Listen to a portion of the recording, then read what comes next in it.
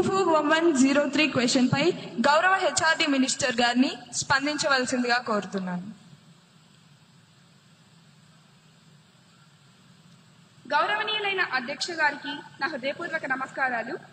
అధ్యక్ష, ప్రతిపక్ష నాయకులు అడిగినటువంటి ప్రశ్నలలో మొదటి ప్రశ్న, విద్యార్థులు స్కూల్ బ్యాగ్ బరువుకు అనుమతించబడిన ప్రమాణం ఏమిటి? అధ్యక్ష, దానికి నా సమాధానం ఎన్సీఈఆర్టీ మార్గదర్శకాల ప్రకారం బ్యాగుల తేలికగా ఉంచాలని సూచన ఉంది అధ్యక్ష. రెండవ ప్రశ్న, బ్యాగ్లెస్ డేస్ సంఖ్యను పెంచే ప్రస్తావన ప్రభుత్వానికి ఉన్నదా? అధ్యక్ష, లేదు అధ్యక్ష, బ్యాగ్లెస్ డేస్ పెంపు ప్రతిపాదన అనేది లేదు అధ్యక్ష. మూడవ ప్రశ్న, బ్యాగ్లెస్ డేస్ అమలులో ప్రభుత్వం తీసుకున్న చర్యలు ఏమిటి? దానికి నా సమాధానం సెమిస్టర్ వారి పుస్తకాలు ప్రారంభించాం అధ్యక్ష. ప్రతి శనివారం బ్యాగ్లెస్ డేగా అమలు చేశాం అధ్యక్ష. ధన్యవాదాలు అధ్యక్ష. గౌరవ ఎమ్మెల్యే లక్ష్మీ నరసింహ గారిని సప్లిమెంటరీ క్వశ్చన్ కి అనుమతిస్తున్నాను.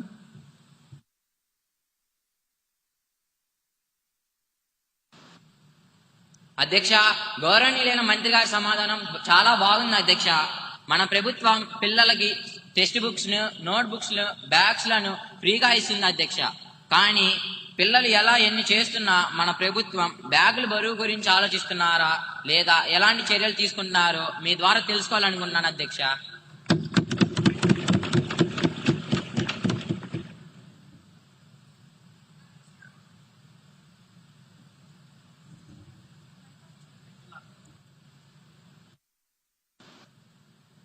అధ్యక్ష, గౌరవ సభ్యులారా, మేము సెమిస్టర్ విధానం తెచ్చాం, సెమిస్టర్ సిస్టమ్ ను తెచ్చాం. అంటే సగం పుస్తకాలే ఉంటాయి అధ్యక్ష. కానీ చివర నో బ్యాగ్ డే కూడా తెచ్చాం అధ్యక్ష. ధన్యవాదాలు అధ్యక్ష. 241104 క్వశ్చన్ పై గౌరవ పంచాయతీరాజ్ శాఖ మంత్రి గారిని స్పందించవలసిందిగా కోరుతున్నాను.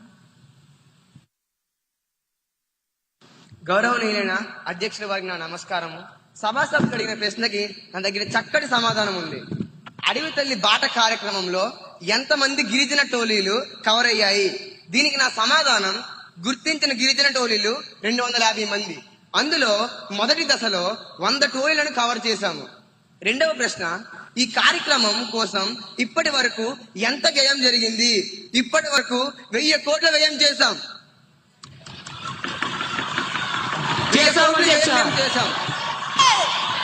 మంత్రి గారి సమాధానాన్ని పూర్తిగా వినవలసిందిగా కోరుకుంటున్నాను.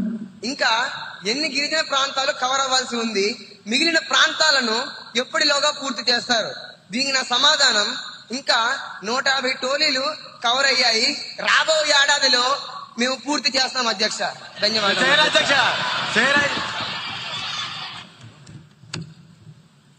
గౌరవ ఎమ్మెల్యే కుమారి ఉదయశ్రీ గారిని సప్లిమెంటరీ క్వశ్చన్ అడగడానికి అనుమతినిస్తున్నాను.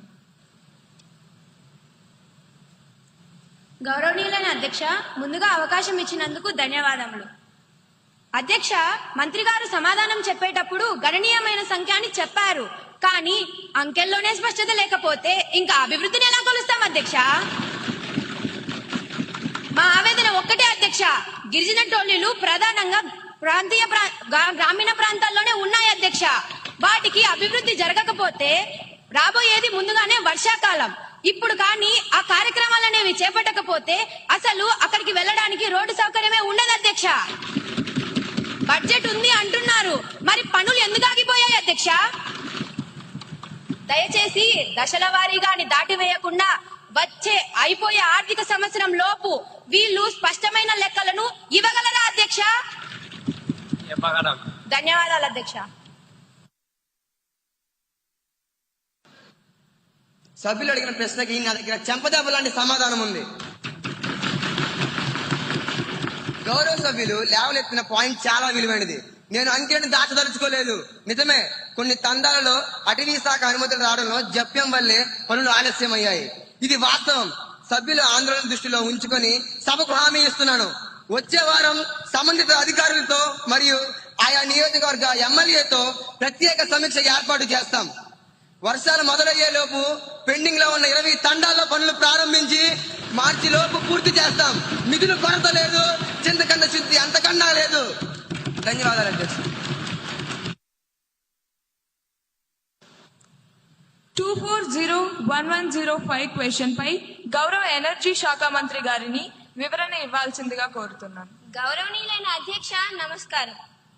గౌరవనీయులైన అధ్యక్ష, ప్రతిపక్షం వారు అడిగిన మొదటి ప్రశ్న, ఆంధ్రప్రదేశ్ లో మొత్తం విద్యుత్ ఉత్పత్తిలో సౌరశక్తి వాటా ఎంత? అధ్యక్ష, రాష్ట్ర విద్యుత్ లో ఉత్పత్తి సౌరశక్తి గణనీయమైన వాటాను ఇస్తుంది అధ్యక్ష.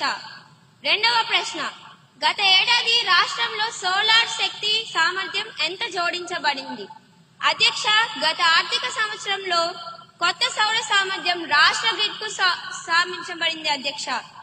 మూడవ ప్రశ్న, పిఎం సూర్యఘర్ ఉచిత విద్యుత్ యోజన కింద నగర మరియు గ్రామీణ ప్రాంతాల్లో ఎంతమంది లబ్ధిదారులు నమోదు అయ్యారు అని అడిగారు అధ్యక్ష. ఈ యోజన కింద నగరం మరియు గ్రామీణ ప్రాంతాల్లో అనేక మంది లబ్ధిదారులు నమోదు అయ్యారు అధ్యక్ష. ధన్యవాదాలు. గౌరవ ఎమ్మెల్యే కుమారి డయానా గారిని సప్లిమెంటరీ క్వశ్చన్ అడగడానికి అనుమతినిస్తున్నాను. ధన్యవాదాలు అధ్యక్ష. అధ్యక్ష, మంత్రి గారు చెప్పినట్లు రాష్ట్రంలో సోలార్ కెపాసిటీ పెరగడం సంతోషకరం. పిఎం సూర్యఘర్ పథకం ద్వారా ప్రజలకు ఉచిత విద్యుత్ లభిస్తోంది. దీన్ని మేము సంతోషంగా స్వాగతిస్తున్నాం అధ్యక్ష. అయితే అధ్యక్ష, క్షేత్రస్థాయిలో ఒక ఆచరణాత్మక సమస్య ఉంది అధ్యక్ష. ప్రజలు దరఖాస్తు చేసుకుంటున్నారు, సబ్సిడీ వస్తోంది, కానీ నెట్ మీటరింగ్ బిగించేటప్పుడు డిస్కమ్ అధికారులు నెలల తరబడి సమయం తీసుకుంటున్నారు అధ్యక్ష. ఇదేంటి అధ్యక్ష? పైన ప్యానల్స్ ఉండి కింద మీటర్లు లేకపోతే విద్యుత్తు గ్రిడ్ కు వెళ్ళదని వాళ్ళకు తెలియదా అధ్యక్ష? వినియోగదారులకు లాభం రాదని వాళ్ళకు తెలియదా అధ్యక్ష? అధ్యక్ష, నా విన్నపం ఒకటే, అప్లికేషన్ ఆమోదించిన 15 రోజుల్లోపే ఖచ్చితంగా నెట్ మీటర్లు బిగించాలని ప్రభుత్వం ఒక కఠినమైన గడువు విధిస్తే ఈ పథకం మరింత వేగంగా ప్రజల్లోకి ఖచ్చితంగా వెళ్తుంది అధ్యక్ష. ధన్యవాదాలు అధ్యక్ష.